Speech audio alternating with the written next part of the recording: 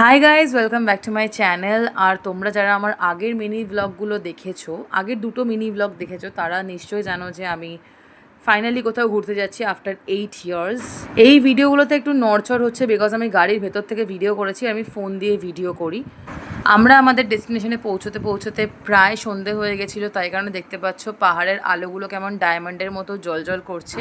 তারপর আমরা পৌঁছে গেছিলাম আমাদের হোমস্টেতে। আমরা গেছিলাম ফিকলেগাঁও, যেটা হচ্ছে ইস্টার্ন হিমালয়াসে আছে। আর এটা একটা অফবিট জায়গা ঘোরার জন্যে।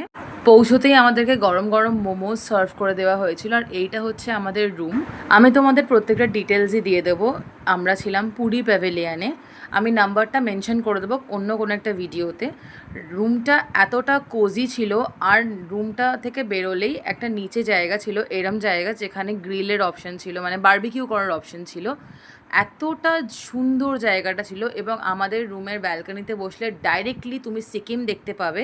রুমগুলো প্রত্যেকটা এত পরিষ্কার ছিল। আমরা 3টে রুম নিয়েছিলাম। পরের মিনি ব্লগে তোমাদের আমি সকালটা দেখাবো কেমন ছিল। আজকের মতো এখানেই, থ্যাংক ইউ, বাই।